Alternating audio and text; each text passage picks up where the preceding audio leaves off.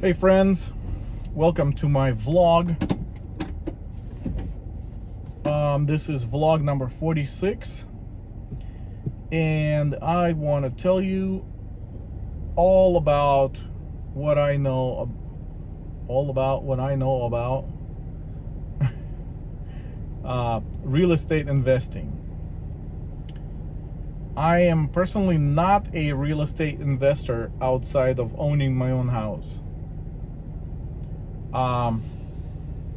But the reason you might want to listen to what I have to say is because I work, or one of my main clients for whom I used to work full-time for is a really serious real estate investor, and he has his company is in the education space, so they teach people how to do real estate investing, but they also do real estate investing themselves in many different ways, and they also have a funding company that gives out loans to people that want to do real estate investing.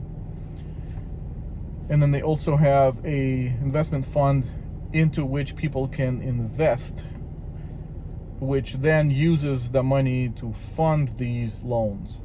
So it's a they call it the circle of wealth. So I worked for this company, and I still work for them as a contractor, but I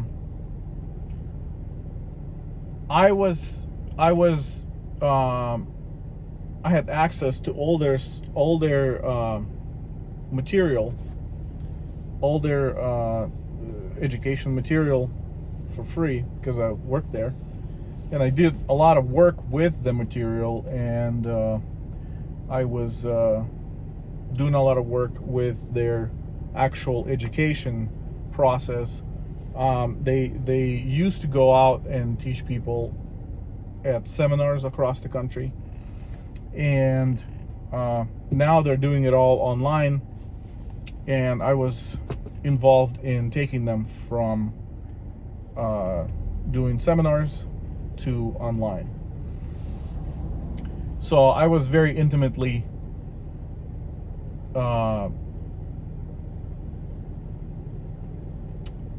connected to the material.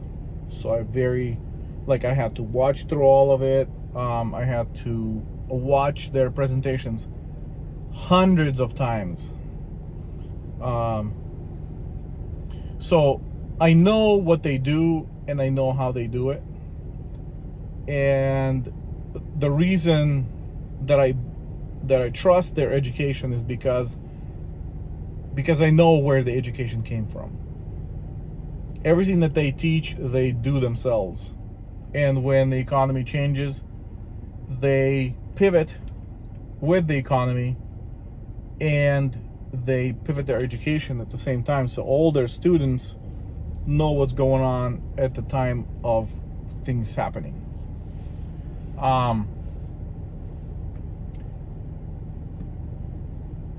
They've been, the owner of the company has been doing this real estate investing for over 25 years, so he knows what he's doing, and he's been successfully able to do real estate investing through the ups and downs of the economy, and he knows what works and when it works. And so he has all these different tools and methods of doing this at any kind of a market. So specifically in what I know about is buying houses, fixing them up, and then selling them or renting them out. So that is specifically the area that I was interested in, and that I walked away with all the knowledge about it. There's also other methods that they teach for instance, brokering, where you basically find people that need money, who's doing real estate investing, like they want to buy a house and they want to fix it up and sell it, but they need money. So a broker will basically find people like that and offer them a loan and make money off of that. And the loan would come from the company, obviously. But I'm not interested in that. I'm more interested in buying a house, and that needs a little bit of repair, and then turning around and selling it. So how I saw this before, because I looked into real estate investing before, and how I imagined it is, you buy a house that's worn down a little, or ugliest house in the neighborhood, as they say, and then you fix up some things and make it not the ugliest, and then you sell it. The problem with that is you make such a small profit on that, because the difference between an ugly house and a regular house, the sales price doesn't change very much, unless it's a really, really bad house.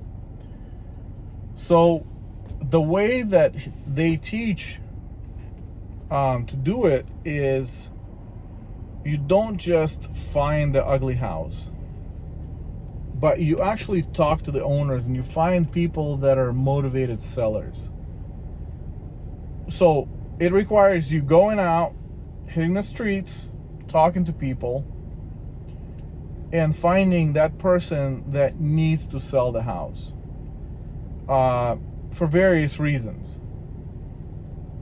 So they're not just living in it and they don't care, but they need to sell the house, whether they're moving somewhere, or maybe it's a house they got they inherited or whatever. And you basically make your money when you buy, as you probably heard before, on pretty much anything. You make your money when you buy. If you buy wrong, then you won't make money no matter what you do after that. So a big thing with this is you have to go out there and talk to people, which is the best way. I mean, they also teach, you could call people, you can find their numbers and call them and talk to them and stuff like that. But it's a lot harder. You have to go through so many more calls to find that, to first of all, get a hold of somebody that owns the house, and second of all, to get to somebody that's actually a motivated seller. So I find it that it's better to hit the streets and talk to people. It takes a lot of time. This is hard work. It's not a quick job, or a quick, get rich quick thing. It's completely a full-time job, or it can be, depending on how much you, or how fast you want to grow it. And then, so you talk to these people and you listen, you ask them about the house, you ask them about, what their story is, and you ask them how much they want for the house. And basically what he does, the owner that does the teaching, is he will listen to them talk about the house. And usually what happens is you find out what motivates them, why they want to get rid of the house. You also find out a lot about the house that you might not find out just by looking at it and even going through it. You get the history, you get all the unknowns, and based on what you know about the house, you can already tell what it's worth and how much much you can offer them. And then the big thing is when you make an offer, you make it contingent on inspection or contingent on your partner approving the deal. So you're making an all cash offer, and the person will agree to it, and what that offer does is it locks you as the buyer at that moment, so they can't sell it to somebody else while you're doing your inspection. And when you do the inspection, you can either get an inspector in there or yourself, and you just walk through and see if you can find any other problems.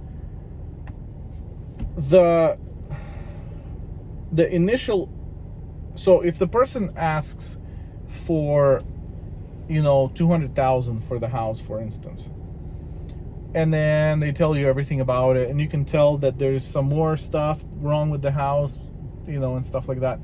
So you don't lowball it, but you offer them whatever they're asking.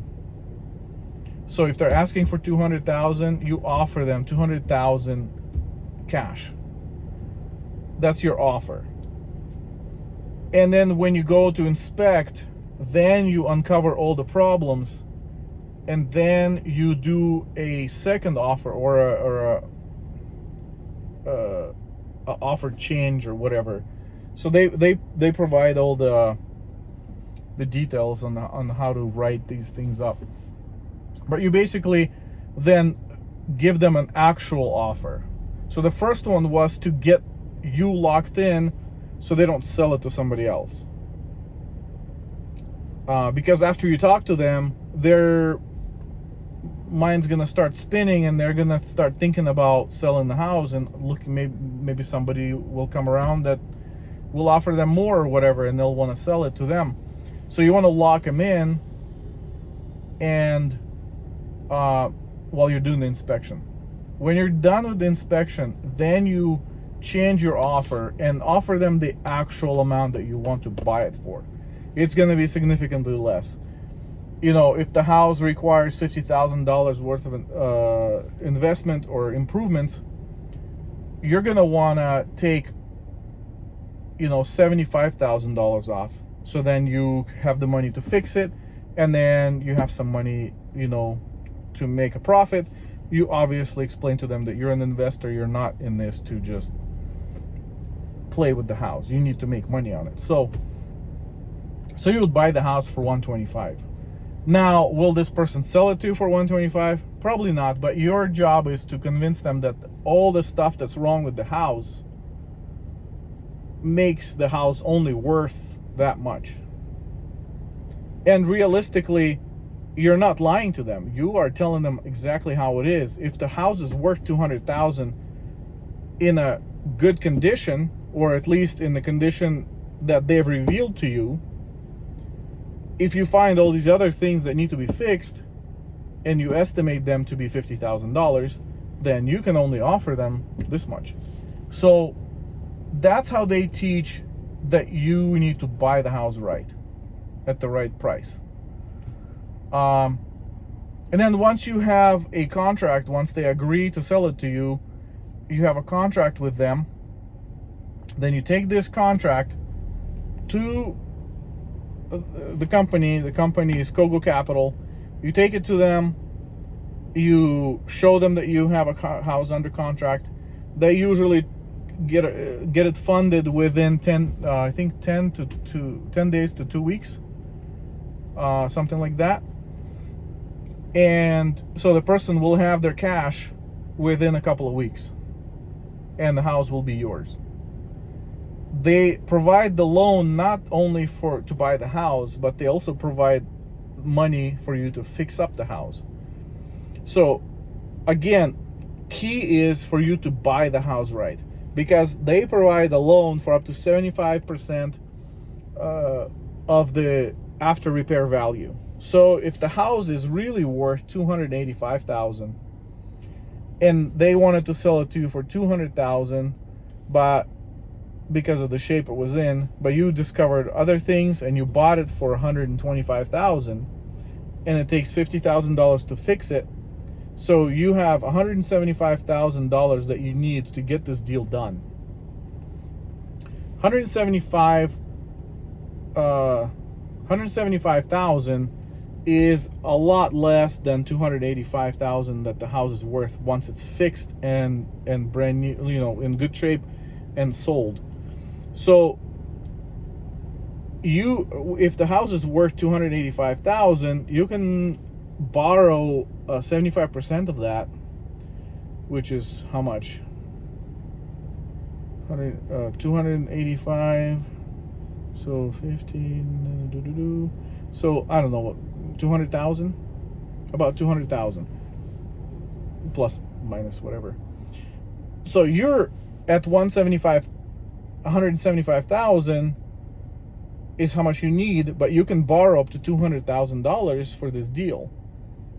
So you'll have enough money to pay for the house and enough money to fix the house. And if you do it quickly, you don't even need to carry the mortgage on it, and you can just get it done within 30 days and sell it, or less, a couple of weeks, depending on the repairs it needs. But even if you have to carry, if you need to pay mortgage on it for a couple of months, you still have enough money in that loan that you can work in 2 or 3 or whatever months of mortgage payments into the loan. So you don't even have to bring any money yourself to the table.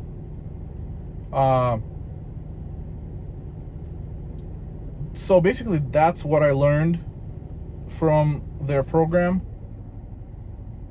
What prevents me from doing this is, first of all, I'm not a sales guy. I'm not really good at talking to people.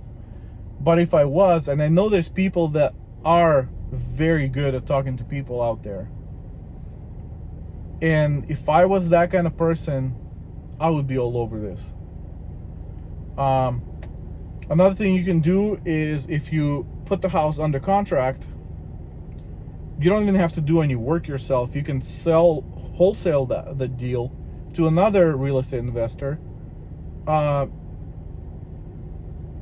a higher price. So if you bought the house for $125,000, you can sell the house to another investor for $150,000, and they will gladly buy it because there's still plenty of money to be made on the deal, and you just made $25,000 for absolutely nothing and bringing zero money to the table. So all these cool ideas, just wanted to share them with you. If you're interested in finding out more, they do an all-day seminar online for free. And that, when I heard that seminar for the first time, I was just floored at how much information they reveal in that free seminar.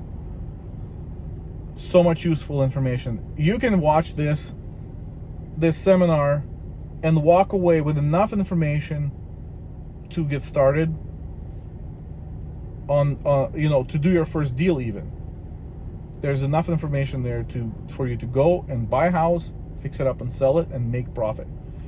But they do offer other programs and stuff like that. So if you want to watch this 8-hour seminar, it's a live seminar that they do on Wednesdays and Saturdays. Go to fundingtour.com and sign up over there, and then you can watch it on Wednesday or Thursday. This video is not sponsored by them.